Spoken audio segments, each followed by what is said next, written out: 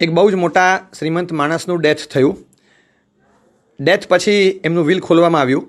વિલમાં એક કલમ લખેલી હતી કે મારો બંગલો, મારી એસેટ્સ અને મારી દરેક મહત્ત્વની વસ્તુઓ ઇન્ક્લુડિંગ ફર્નિચર બધું જ ઓક્શનથી આપી દેવું. ઓક્શન માટેની બેઝ પ્રાઇસ દરેકની નક્કી કરીને લખી લઈ હતી પહેલેથી. ઓક્શનનો દિવસ નક્કી થયો. ઘણા બધા લોકોને એમાં રસ પડ્યો, કારણ કે માણસ એવો હતો, એની વસ્તુઓ પણ એવી હતી. ઓક્શનના દિવસે એમના સોલિસિટરે માઇક સંભાળ્યું અને બધી વિગતો જાહેરાત કરી, રૂલ્સ રેગ્યુલેશન્સ જણાવી દીધા. એ પછી ઓક્શનમાં સૌના આશ્ચર્ય વચ્ચે સૌથી પહેલાં એમના દીકરાના ફોટો ફ્રેમનું ઓક્શન શરૂ થયું. વાત એમ હતી કે આ ભાઈના એકના એક દીકરાના 17 વર્ષની ઉંમરે અકસ્માતમાં એમનું ડેથ થયેલું હતું. અને એ પછી આ ભાઈ જેટલા વર્ષો જીવ્યા ખૂબ હતાશ હતા. છેલ્લે મરતા પણ એમને મનમાં એમ હતું કે મારો દીકરો જો હોત તો બધું એમના માટે હતું, પરંતુ હવે મારા ઓક્શનમાં સૌથી પહેલાં મારા દીકરાની ફોટો ફ્રેમ લેજો, એનું ઓક્શન થાય પછી બાકી બધી વાત. અને એ કન્ડિશન પ્રમાણે એના દીકરાની ફોટો ફ્રેમનું ઓક્શન શરૂ થયું.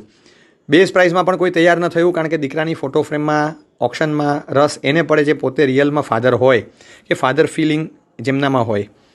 કોઈને રસ ન પડ્યો. 2-3 વાર જાહેરાત કર્યા પછી એક ફાર્મર દૂરથી આવ્યો, ખૂણામાં ઊભેલો, કે ભાઈ કોઈને રસ ન પડતો હોય તો તમે બેઝ પ્રાઇસ મને જણાવો, મારાથી શક્ય તો હું લઈ લઈશ. આટલા મોટા માણસની પહેલી જ વસ્તુમાં ફ્લોપ શો થાય, સારું ન લાગે. એમણે બેઝ પ્રાઇસમાં પોતાનું નામ લખાવ્યું અને મહિનાનો સમય માગ્યો, એટલા સમયમાં હું પૈસા ભરી દઈશ. 1 મિનિટ પછી જાહેરાત થઈ કે now no more auction my dear friends, as per the conditions written over here, now no more auction. હવે એક પણ ચીજનું ઓક્શન નથી. ટોટલ 48 આઇટમનું લિસ્ટ હતું કે જેમાં ઓક્શન કરવાની. એમાં પહેલી વસ્તુ એ હતી કે મારા દીકરાની ફોટો ફ્રેમનું ઓક્શન કરવું. અને પછી એક કન્ડિશન લખી છે કે મારા દીકરાની ફોટો ફ્રેમ જે વ્યક્તિ લઈ જાય એને બાકીની બધી વસ્તુ વિધાઉટ એની ઓક્શન આપી દેવી, કારણ કે જેણે મારા દીકરામાં રસ બતાવ્યો હોય એને બાકીનું બધું જ હું આપવા તૈયાર છું. બહુ આશ્ચર્ય અને આનંદ ઉપજાવે એવો આ કિસ્સો છે, પણ બહુ પ્રેરક અને માર્મિક છે. ભગવાન મોક્ષે ગયા છે, પોતાના દીકરાની જેમ શાસનને સ્થાપીને ગયા છે. આપણને સુખ, સાહેબી, કીર્તિ બધું જ જોઈએ છે.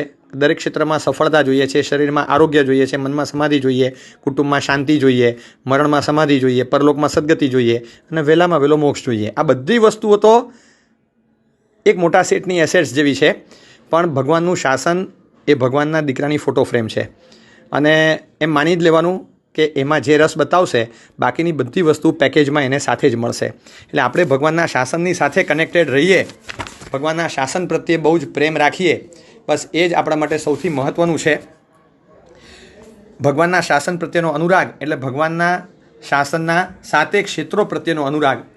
કોઈ ગામમાં કોઈ ભગવાન અપૂજ રહેતા હોય એવા સમાચાર આપણને સાંભળવા મળે તો તરત એમ થઈ જાય કે ચલો કંઈક વ્યવસ્થા ગોઠવી દઈએ, ભગવાન અપૂજ ન રહેવા જોઈએ.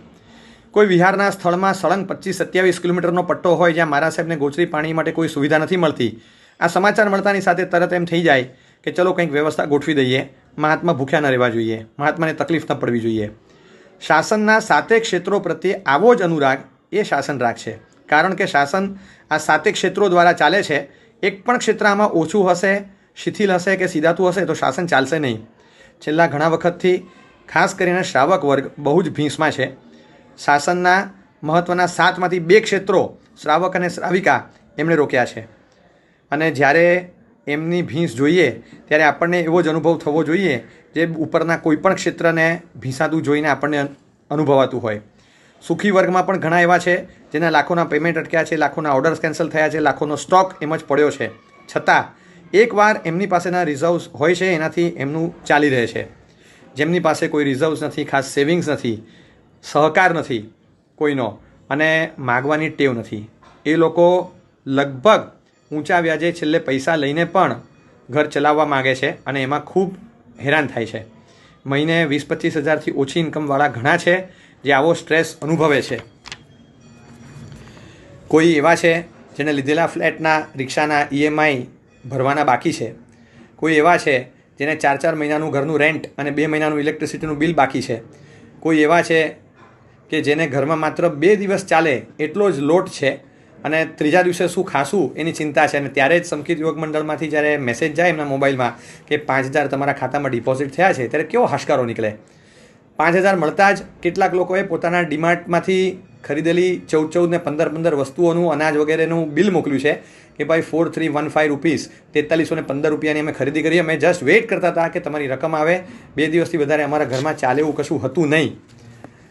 આપણને લાગે ભગવાન અપૂજ રહેતા હોય ત્યારે જે પીડા અનુભવાય કે મારા સાહેબને ગોચરી મળી નથી, આવી જાણ થતાં જે પીડા અનુભવાય, શ્રાવક ભૂખ્યો સૂવે છે, આવું જાણ્યા પછી આપણને એવી જ પીડાનો અનુભવ થાય ત્યારે જ આપણા શાસન રાગની આપણને પ્રતીતિ થઈ કહેવાય.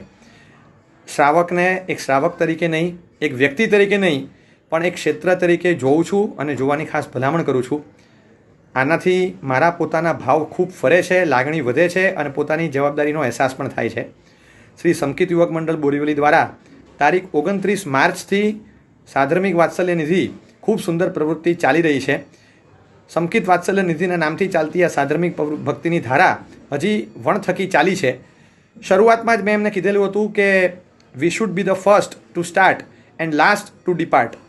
આજે 5 મહિના પછી પણ એટલા જ ઉત્સાહથી કામ ચાલુ છે. કાલ્પનિક કહી શકાય છતાં નોટ બેઝલેસ એવા કંઈક આઉટકમની વાત કરીએ તો આ કામ થતાં એવું લાગે છે કે ચોક્કસ 5 ફાયદા ગણાવી શકાય. એક, ઓછામાં ઓછા 200 લોકો ઊંચા વ્યાજે પૈસા લેતા અટકી ગયા છે અને એના કારણે એમની ભયંકર અસમાધિથી એ બચ્યા છે.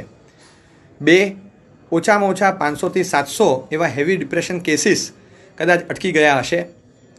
3, 25-50 પરિવારોમાં ખોટા પગલાં ભરવાના વિચારો ચાલતા હતા એ અટક્યા હશે અને એકચ્યુઅલ કદાચ 3થી 5 સુસાઇડ કેસ પણ અટક્યા હશે.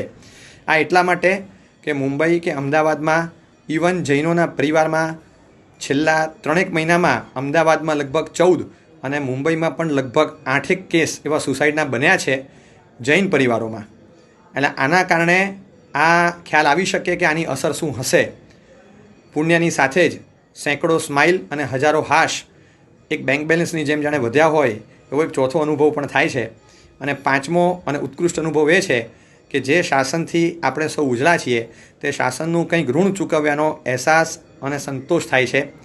કદાચ અંદરથી એવી લાગણી થાય કે ખરા સમયે શાસનની કંઈક યત્કિંચિત સેવા કરવાનો આપણને અવસર મળ્યો. દૂર બેઠા બેઠા પણ આ બધી લાગણીઓ રાખીને આ કાર્ય તમે કરી રહ્યા છો અને આ કાર્યમાં રસ ધરાવો છો તે તમારી શાસનની લાગણી દર્શાવે છે. આવી જ શાસનની લાગણી વર્ષો સુધી રાખજો. અને એટલું ચોક્કસ કહીશ કે જીવ એટલો બધો બળે છે કે આવા સમયે એટ સમટાઇમ્સ સાધર્મિક ભક્તિ may be a duty but at this time I say it is a responsibility.